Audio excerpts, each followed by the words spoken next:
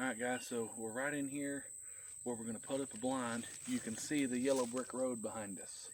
My uncle had, at work, they had a whole bunch of corn area for a play place for the kids, and then once they were done with it, they said, alright, who wants the corn? And Mike said, dibs. So we don't have feeders and whatnot running, so we just made the yellow brick road behind us, and I mean the pigs are all over it.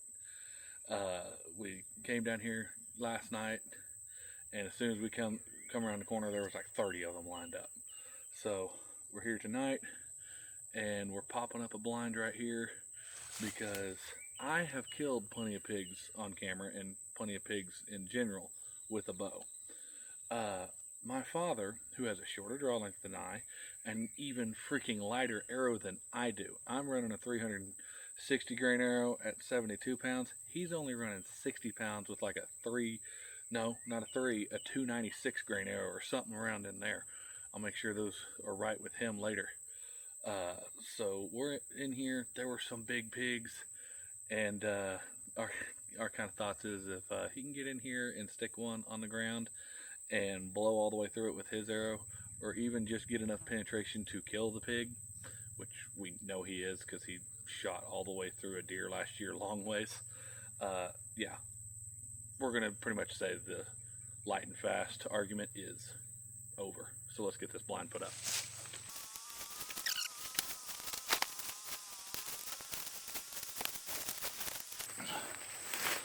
All right, got that set up.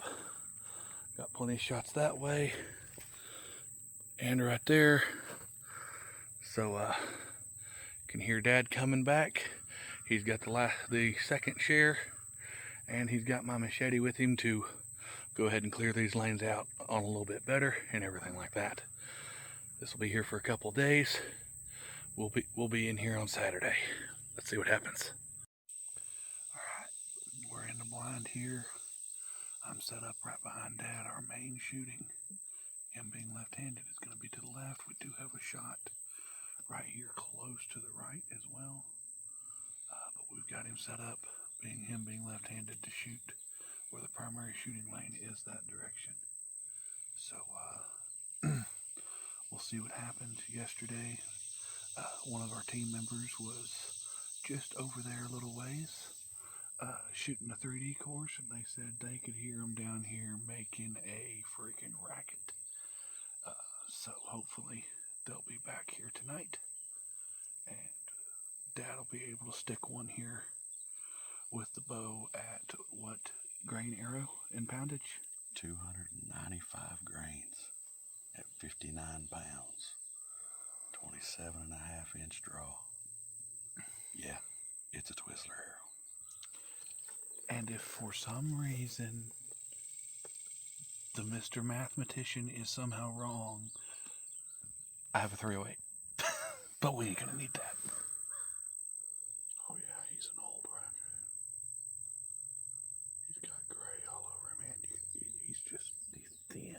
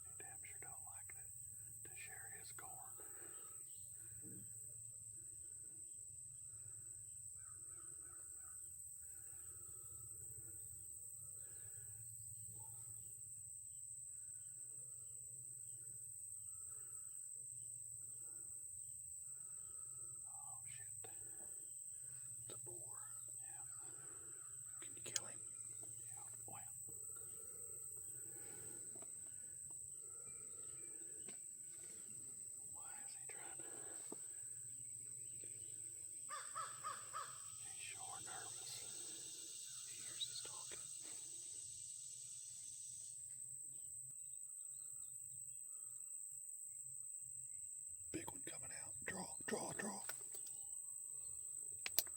Oh shit. You want it? Yep. Her body. Reload.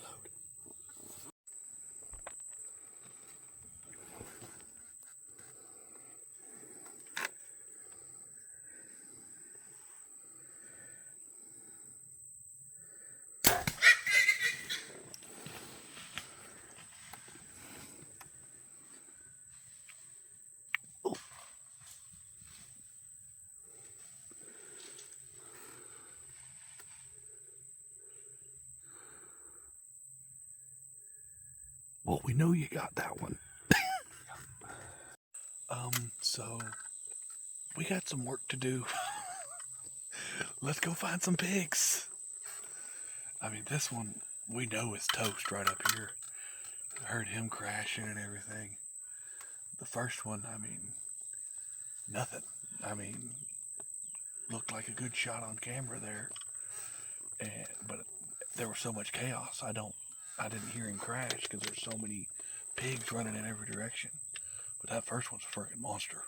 Okay, guys, you see right there where the entrance hole is, where that kill zone went through, and went right through the shoulder knuckle right there, about a 14 to 15 yard shot.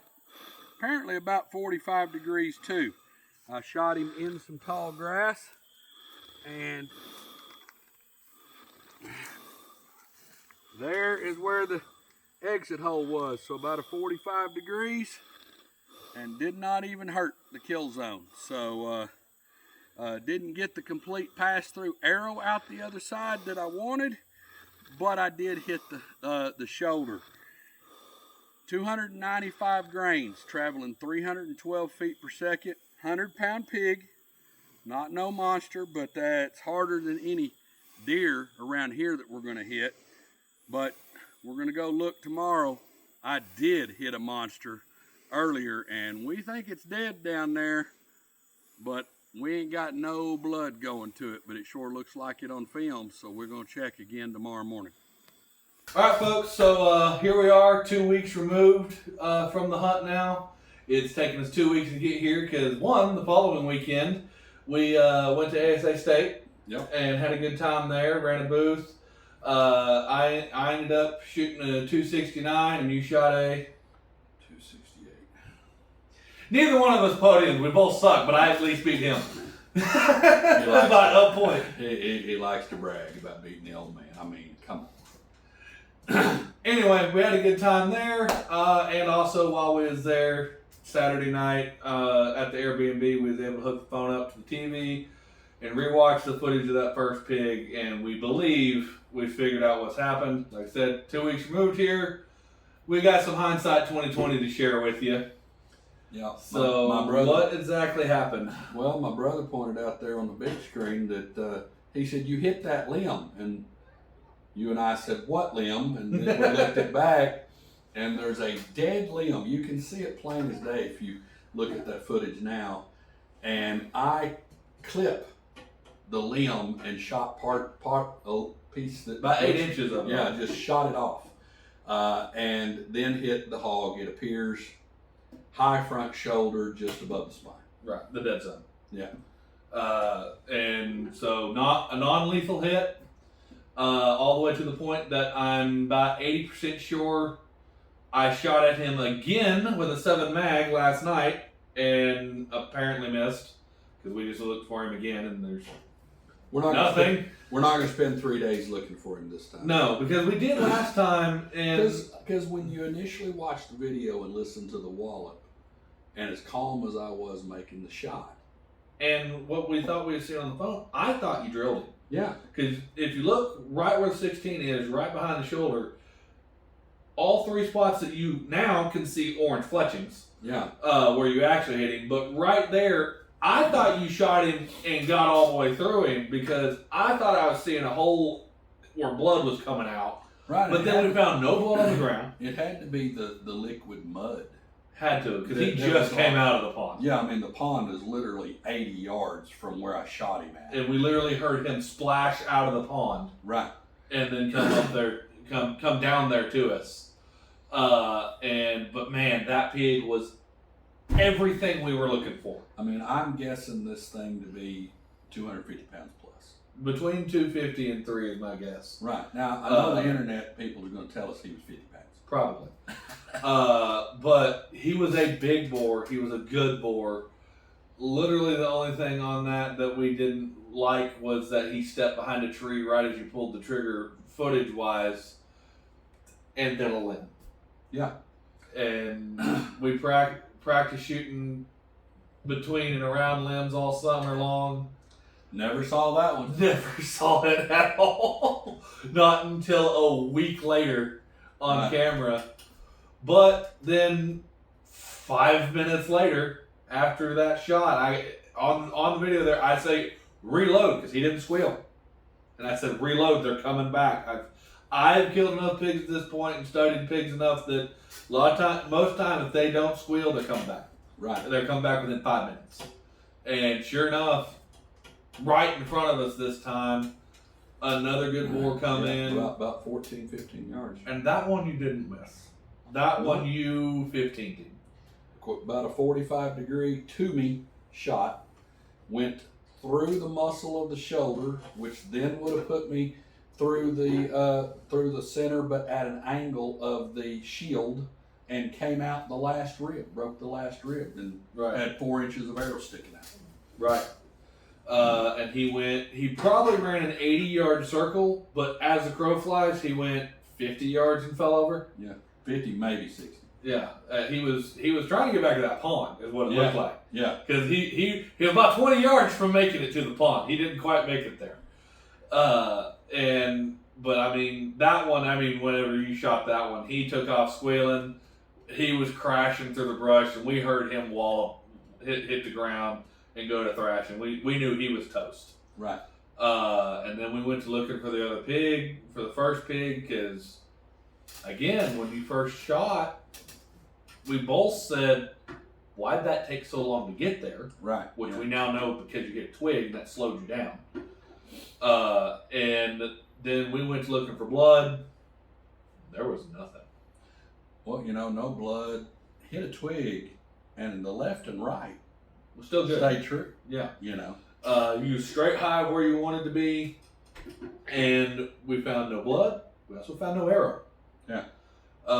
So, of course, we can't say any of this definitively, but on the video to us, y'all tell us in the comments what you think. It looks like that arrow is buried almost to the fletchings. Of course, we didn't find the arrow. We didn't find the pig or anything like that to be able to 100% confirm that. And yes, the video's kind of blurry. It's the same thing that we're filming on right now, which is my cell phone. But from what we can see, those orange fletchings, they weren't bouncing. No, they weren't bouncing. So I think it was buried to the fletchings. So, and with a 295 grain arrow. So after this hunt and after the hindsight 2020 of knowing what we know now, is there anything you're going to change with your equipment? Yeah, we're going to. Even though it killed that second hog dead and didn't even break, we're not going to use the 2-blade Temu kill zone. Instead, we're going to go to two broadheads. The one I hope that we're going to take a big one with, because still yet, the reason I used the Temu broadhead is I built a 295 grain arrow to shoot at 59 pounds, 312 feet per second, because I wanted every disadvantage we could possibly get and still accomplish what I knew would happen. Right. So now we're going to go to fold back broadheads that, is supposed to eat up even more kinetic energy and less penetration. And to 3-blade, not a stupid 2-blade. Yes. And so it should freaking bleed. So we're going to use the old NAP Spitfire. I've killed a lot. I mean, I've seen you kill a ton of deer with it. I've killed a ton of deer with it. Killed turkeys with it. I've killed several pigs with it. I know this is a good pig killer. And then we're going to also have in the arsenal pink 100 grain G5 Montec. These are both name brand. Why? Huh? Why? Why? Because, well, everybody says that to kill hogs, I have to use a fixed blade. So, like I said, we're going to use what they say won't work. But then we're going to have, if I kill a few hogs with that, then we're going to see what the difference is if any more hogs walk up with these. Right. And the other change we're going to make, not because I don't think the 295 will do it, but because I can't build it any lighter, but we're going to have to add weight to it because of a lighted knock so that the camera can see it better. A lighted knock would have alleviated a lot of our headache. With a lighted knock, we wouldn't have been looking for 3 days for a pig that wasn't there. Right. We would have been able to very easily see, oh crap, he hit a limb. See it jump right there, and then, or at the very least, would have been able to go, oh wow, that was high. That's not going to kill him. Right. And also might have been able to freaking find at least the arrow because we'd have went out there in the dark and went, it's over there. Yeah, maybe. So adding a lighted knock for dang sure for camera purposes. Switching broadheads up. Going to start with the NAP Spitfire, and basically, if for some reason that doesn't go through, then going to switch to the end. But if it doesn't for some reason, yes, then we'll go to the other. Because even if it goes through and kills the pig, which it will do, yes, if it doesn't get a pass through, then we want to try. That's what I want to try. Going back to our video of the wood, is the G5 Montec going to allow for a complete pass through, fletchings and all, if the Spitfire does not? Right.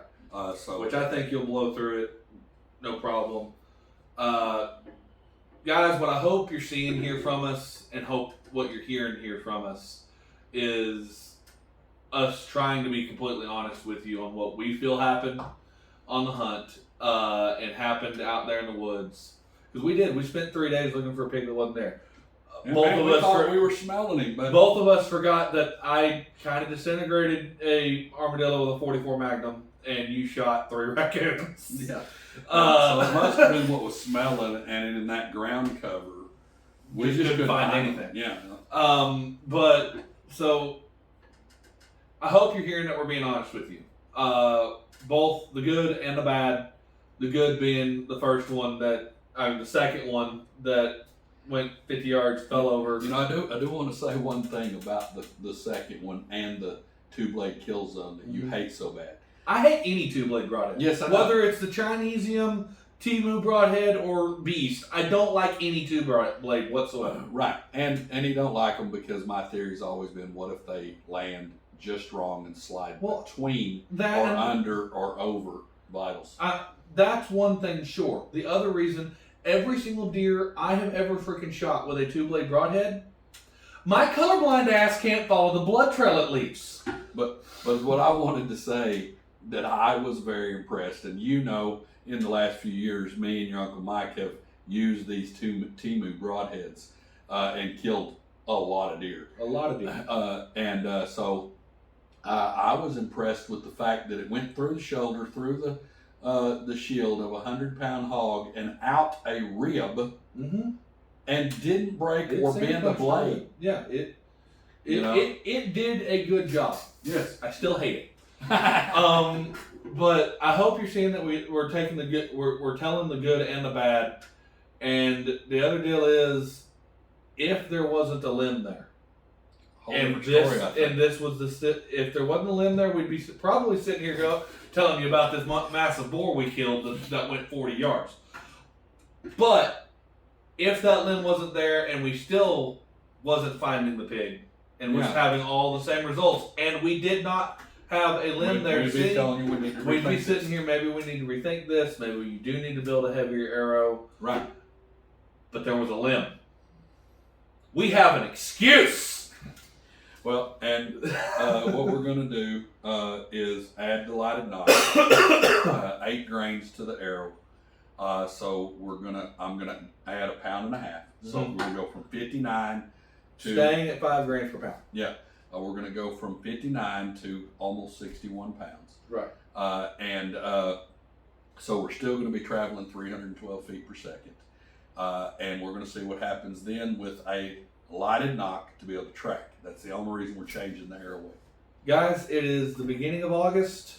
we're gonna stay focused on pigs.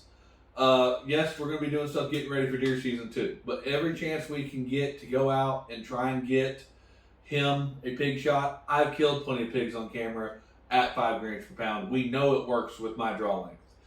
I know it works with his draw length too. I just want to put it on freaking camera. So we're gonna stay on pigs all the way to deer season, and even if we don't get it done, then when deer season rolls around, yeah, we're gonna be focused on getting deer. But if a big boar shows up on camera, he's getting yanked off a deer, and we're gonna try and get him a big boar with his equipment, and everything like that. So if you stayed to the end of the video, guys, can't appreciate y'all enough. Do the YouTube things, hit like, subscribe if you want to see more of this.